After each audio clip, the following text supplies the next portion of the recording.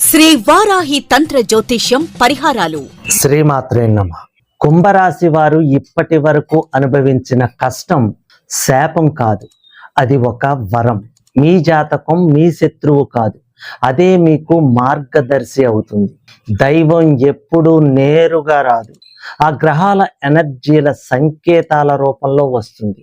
మా అదృష్టం ఇంతే అని మిమ్మల్ని మానసికంగా ఆలోచింప చేయడమే ఆ గ్రహ లక్షణం. నేను చెప్పిన విషయాలు విన్నాక మీరు తప్పకుండా మీ నిర్ణయం మార్చుకుంటారు. ముందుగా కుంభరాశి దైవ సంకేతాలు వీడియోను ఆదరించిన ప్రేక్షకులకు ధన్యవాదాలు. ముఖ్యంగా ఈ వీడియో చేయటానికి కారణం మీరు. నేను చెప్పిన దైవ సంకేతాలు రాశి యొక్క గొప్పతనం గురించి, మాలో ఇంత పవర్ ఉంటుందా అని తెలుసుకున్నాం. కానీ మా జీవితాలు మాత్రం దరిద్రంతో నిండి ఉన్నాయి. అన్ని కష్టాలే అన్ని కామెంట్స్ పెట్టడం జరిగింది. ఇలా కామెంట్ పెట్టిన వారు తప్పకుండా చూడవలసిన వీడియో ఇది. మీరు దైవ సంకేతాలు ఎక్కడ మిస్ అవుతున్నారో తెలుస్తుంది.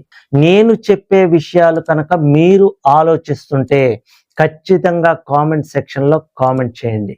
కుంభరాశి వారు మా రాశి దరిద్రం, మా జాతకం మారదు అని అనుకుంటున్న మీరు ఈ క్షణంలో ఈ వీడియోను చూస్తున్నారు అంటే ఇది యాదృచ్ఛికం కాదు.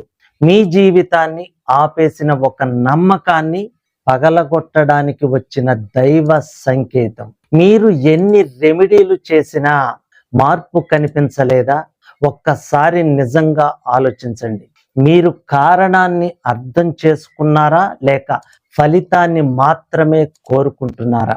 మీరు అనుకుంటున్న దరిద్రం నిజానికి మీ రాశి వల్ల కాదు, మీరు అర్థం చేసుకోని జాతక ప్రభావం వల్ల, మీరు గమనించని గ్రహ శక్తి వలన. మీ ఆలోచనలను, మీ ఆవిష్కరణ శక్తిని, మీ భిన్నమైన నిర్ణయాల మీద ఆ గ్రహ ప్రభావం నిశ్శబ్దంగా పనిచేస్తుంది. ఒక్కసారి ఆలోచించండి.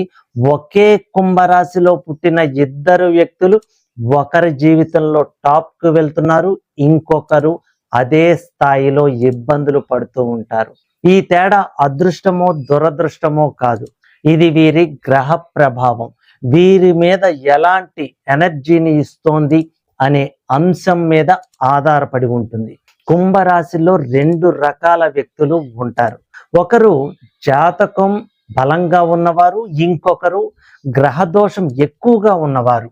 గ్రహదోషం అంటే కొన్ని గ్రహాల కలయిక వలన మీ జాతకంలో నాగదోషం, గురుదోషం, విష్ణు శాపం, స్త్రీ శాపం, మాతృ పితృ దోషాలుగా అనేక దోషాలు ఏర్పడతాయి.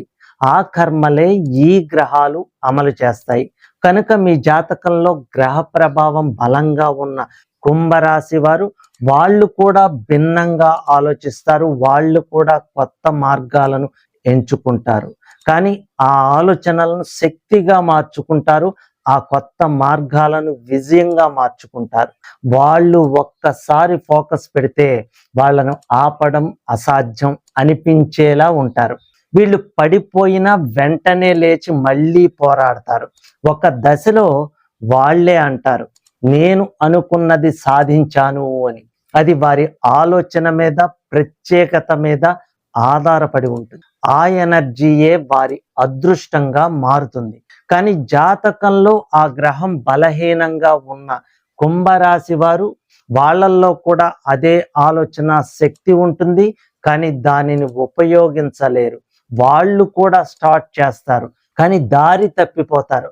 వాళ్ళు ఎక్కువగా కొత్తదనం కోసం పరుగులు తీస్తారు, కానీ స్థిరత్వం కోల్పోతారు.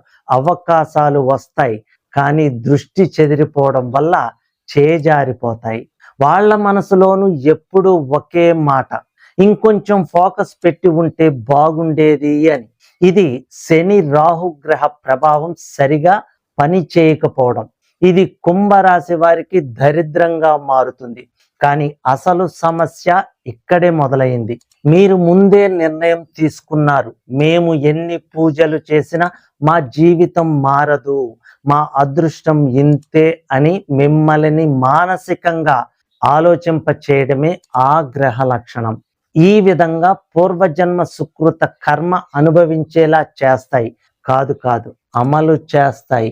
గమనించండి, సమస్య రాశిలో లేదు, సమస్య మీకు తెలియని గ్రహ ప్రభావంలో ఉంది.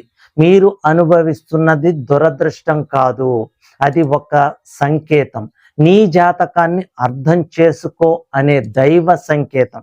కానీ మీరు ఏం చేస్తున్నారు?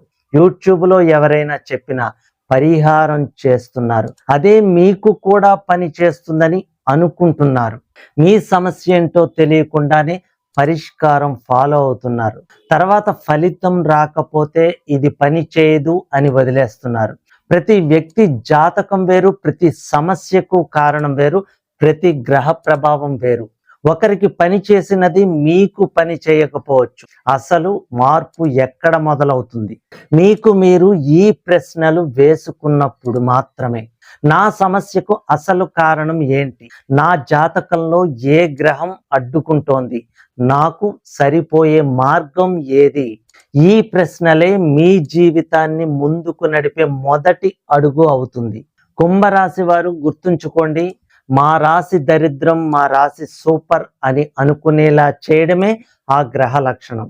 కారణం, మీరు పూర్వజన్మ సుకృత కర్మను అనుభవింపచేసేలా చేయడమే వాటి విధి కనుక.